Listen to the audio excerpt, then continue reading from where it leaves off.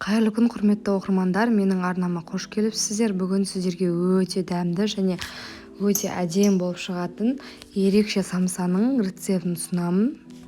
Сіздер де менімен бірге жасап көріңіздер. Бірінші кезекте осылай үлкен пиаламен бір пиала су құйып, және де бір шай қасық тұз салып, кішкене майонез саламыз. Содан соң ұнымызды електен өткізіп, жұмсақ қамыр илеп аламыз. Әрине, әркім әртүрлі жасайды. Жұмыртқа немесе май қоссаңыздар да болады. Бұл рецептпен де өте әдемі шығады. Сол себепті осылай жасап көріңіздер. Өте оңай. Құрамына да көп заттар кетпейді. Және самсаңыз өте әдемі болып шығады. Осылай қамырымызды жақсылап илеп аламыз. Содан соң 10-15 минутқа қойып қоямыз. Оған дейін майымызды ертіп аламыз. Мен слойка деген тірі желанияның майын қолдандым. Өте әдемі, қамырыңыз тура бір магазиннің тестасы сияқты болып, күшті болып шығады. Сол себепті табылса, слойка деген майды қолдансаңыздар күшті болып шығады. Содан соң салмасын дайындап аламыз. 3 дана пиязымызды ашып, жуып, тазалап, осылай майдалап турап аламыз, немесе блендердің көмегімен де майдалап алсаңыздар болады.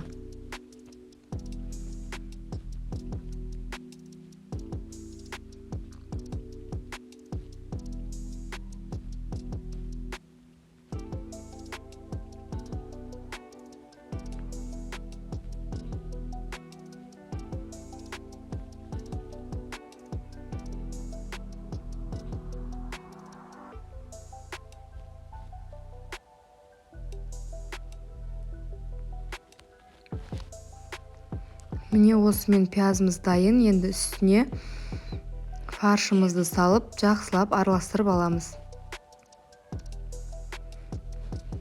Картошка, асқабақ қоссаңыздар да болады. Дәміне қарай тұз, бұрыш, аздап зіре қостым. Қоспаларын қоса бересіздер дәміне қарай.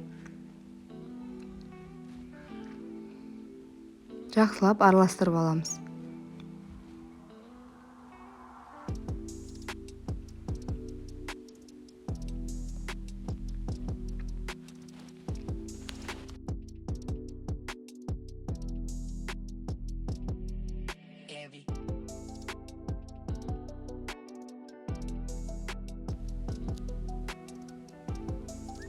Міне осымен салмасы дайын. Содан соң қамырымызды 2 бөлікке бөліп, шлек қалыңдау болып кетпеу керек. Орташа көлемде етіп жайып, үстіне майымызды жағып аламыз.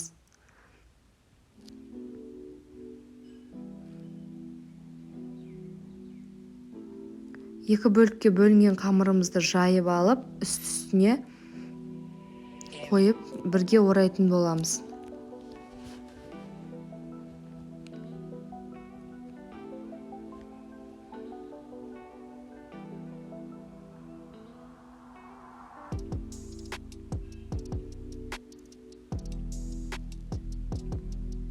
Міне екінші дуаламызды осылай үстіне қойып, тағы да майымызды жағып аламыз.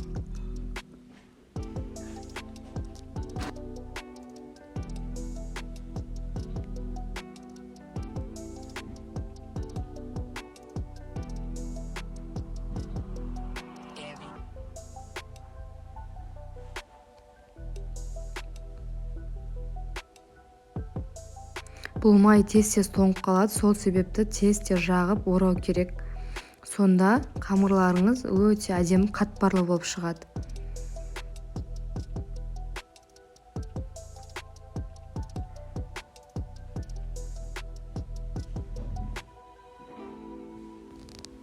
Міне осымен қамырымыз дайын.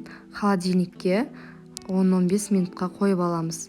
Немесе осылай дайындап қойып, морозилькке салып қойсаңыздар да, содан соң кейінде қолдана берсеңіздер де болады. Енді жайып, салмасын салып, қалаған формаларыңызда түйіп, пісіріп алсаңыздар болады.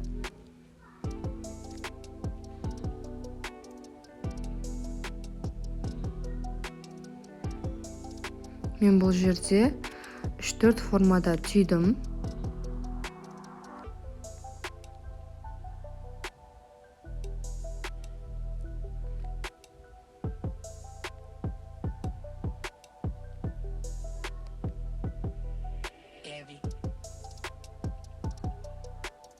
Осылай ұнға аздап батырып аласыздар.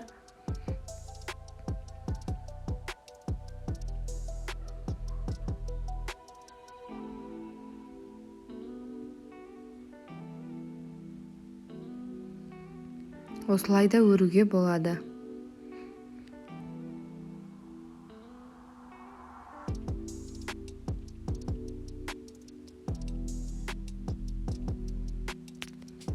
Менің арнама тіркелмеген болсаңыздар, міндетті түрде тіркеліп, лайк басып, комментарий қалдыруды ұмытпаңыздар. Және де Instagram, WhatsApp группаларында бөлісіп қойсаңыздар болады.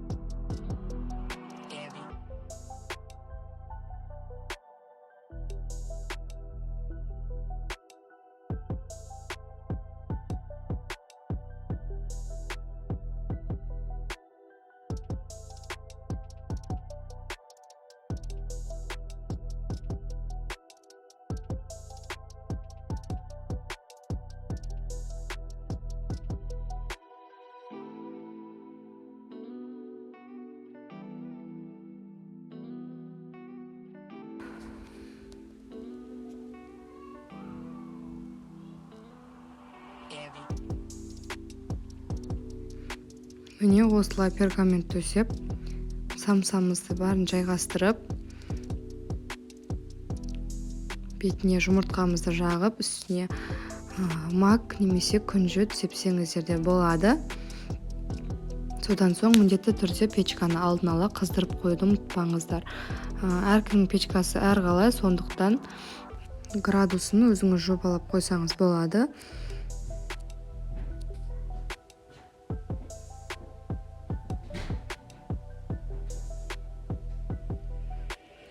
Міндетті түрде осы рецептпен жасап көруге кеңес беремін. Көріп тұрғандарыңыздай өте әдемі болып шықты, дәмі де өте әдемі болып шығады. Печкаға жібереміз. Осымен самсамыз дайын, ас болсын.